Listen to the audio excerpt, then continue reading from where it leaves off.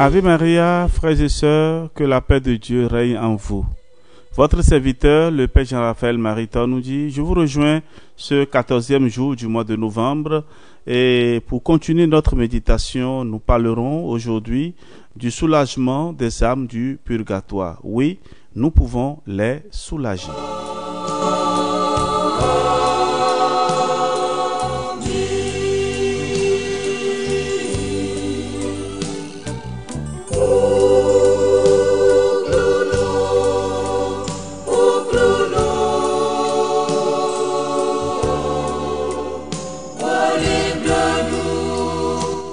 Je disais donc que nous pouvons soulager les âmes du purgatoire. Oui, nous croyons, définit le Concile de Trente, que les âmes détenues en purgatoire sont soulagées par les suffrages des fidèles.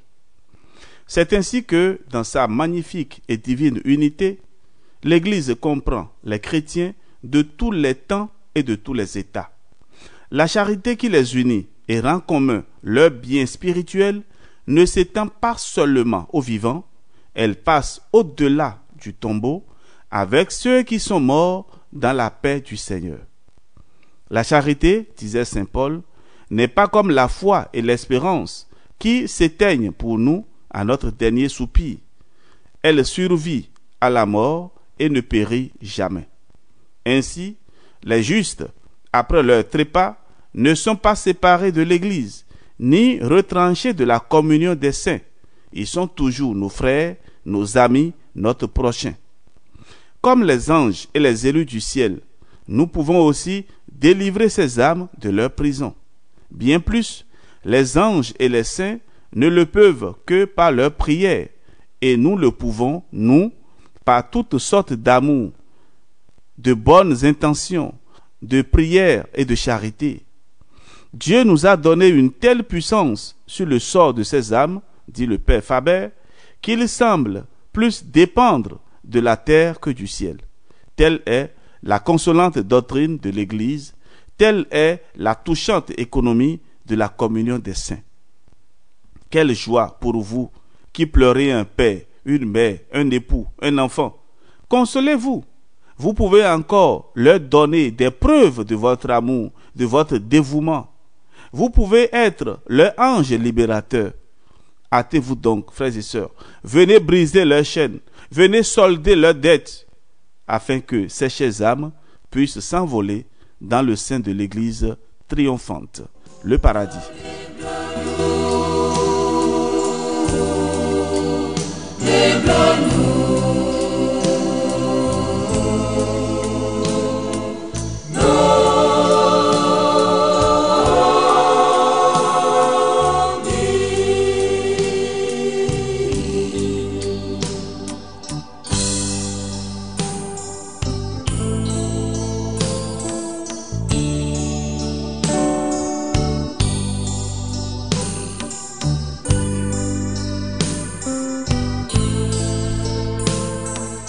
Oui, frères et sœurs bien-aimés, continuant toujours la réflexion, nous pouvons les soulager.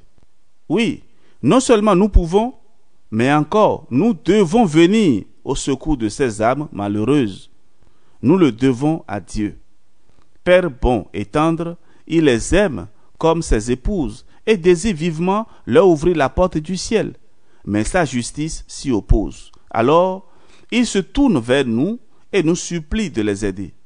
Il nous en fournit les moyens et regarde comme fait à lui-même ce que nous ferons pour la plus coupable et la plus souffrante d'entre elles. Nous le devons à ces pauvres exilés. Quelques-unes, ou un grand nombre peut-être, souffrent en purgatoire par notre faute, par suite de notre négligence, de nos mauvais conseils, de nos scandales. Et nous ne ferions rien pour les soulager. Et nous oserions dire: je suis innocent des larmes de sang répandues par ce juste. Frères et sœurs, nous le devons à nous-mêmes. N'oublions pas que nous aurons besoin un jour, peut-être bientôt, qu'on exerce envers nous la charité que nous pouvons maintenant exercer envers les autres. Tout ce que la piété nous inspire de faire pour nos défunts, disait saint Ambroise, se change en œuvre méritoire pour nous, et à la fin de notre vie, nous recevrons au centuple ce que nous aurons donné. Interrogez votre conscience. Avez-vous bien compris et pratiqué jusqu'à ce jour cet important devoir? Pensez-vous souvent, pensez-vous chaque jour aux âmes souffrantes du purgatoire? Ayez donc à l'avenir cette charité que Dieu commande et bénit. Cette charité qui ouvre le ciel à celui qui l'exerce et à celui qui en est l'objet. Cette charité qui est le passeport du chrétien pour l'autre monde.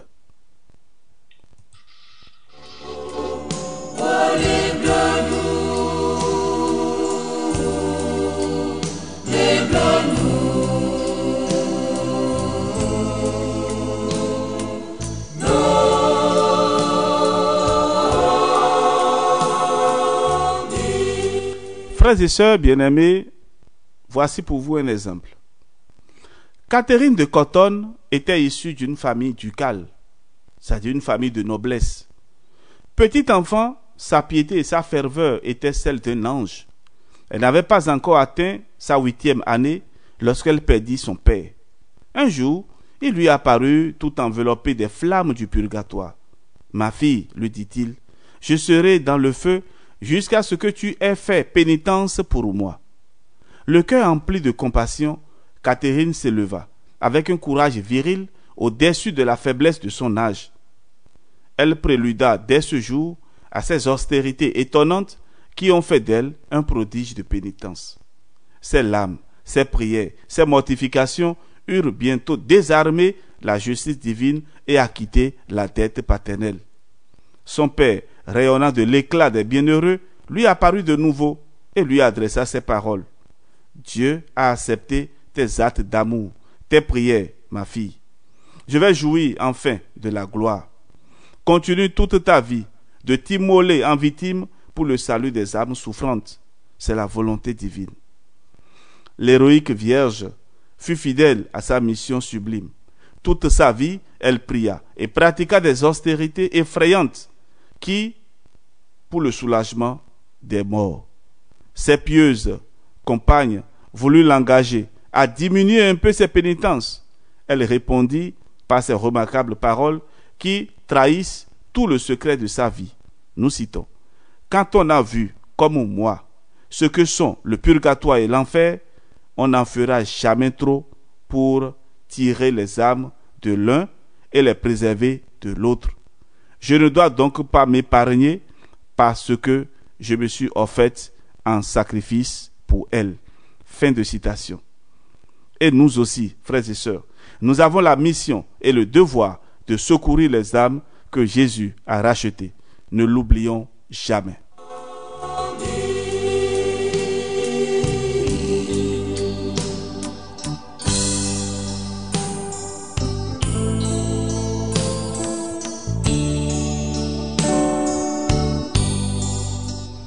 Nous sommes à la fin de notre méditation. Ensemble, prions. Soyez bénis, ô mon Dieu, d'avoir bien voulu me confier le soulagement de ces âmes que vous aimez et qui ont tant de titres à ma compassion. Qu'il m'est doux de pouvoir essuyer leurs larmes et leur ouvrir le ciel. Rappelez-moi souvent ce grand devoir de la charité et aidez-moi à l'accomplir. Ô Jésus, soyez propice à nos chers défunts. Appelez vos enfants et nos frères au bonheur éternel et que la lumière qui ne s'éteint plus luise sur eux, qu'ils reposent en paix. Amen.